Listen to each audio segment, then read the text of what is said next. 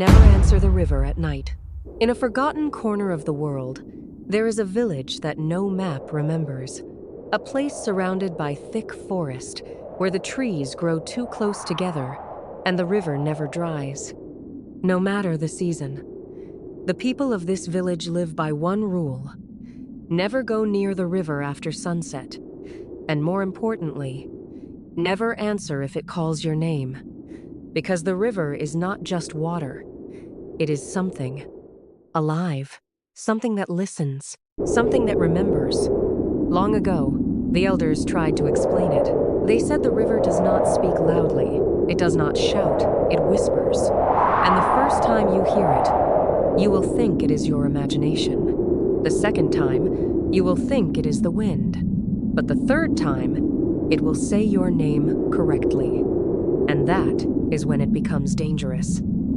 In this village lived a boy named Cato. He was young, curious, and unlike the others, he did not believe in fear. He believed the river stories were created to control children, to keep them obedient.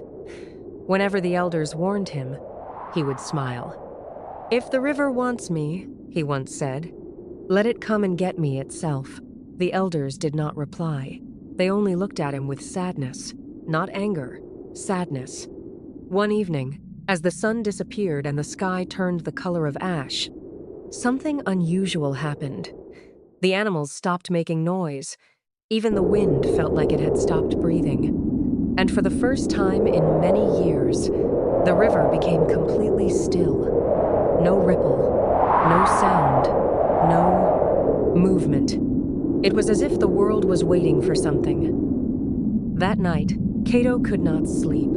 Something pulled at his thoughts, a strange pressure in his mind, like a voice trying to form words. At first, he ignored it, but then he heard it. Soft, clear, close. Cato. He opened his eyes. Silence. He sat up. Nothing.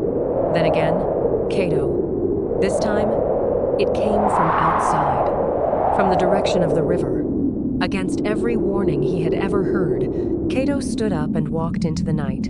The village was asleep, but the air felt awake, heavy, watching. As he approached the river, the fog grew thicker, and the water began to move in slow, unnatural patterns, like something underneath was breathing.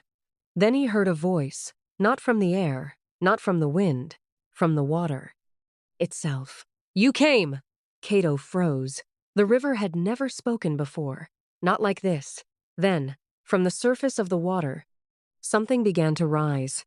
A faint, glowing shape. A bead of light floating just above the river. And beneath it, a hand made of water and shadow. It held the bead out toward him, and the voice returned. "Take it, and you will never be forgotten." Cato hesitated. Something in his chest told him to run, but something deeper, something quieter, told him to reach out. And so he did.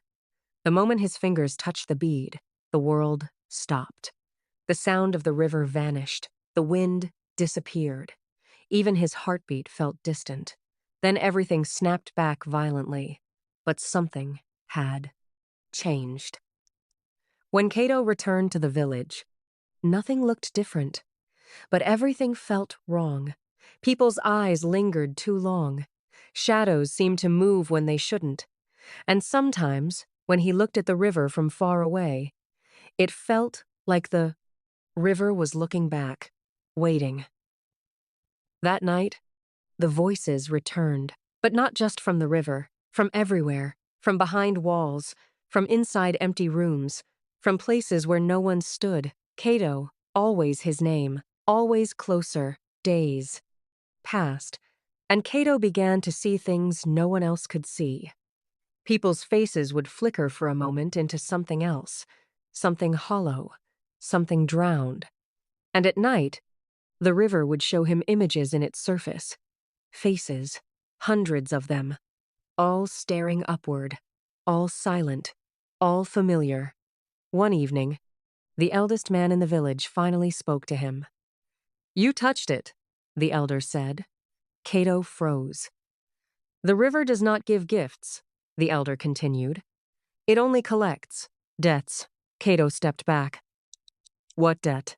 he asked. The elder looked at him for a long time before answering. "Your name." That night, the river called him one last time. But this time, it was not a whisper. It was a command. Cato walked to the river.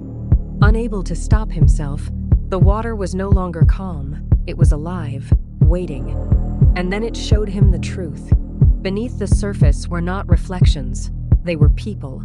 Hundreds of. To them.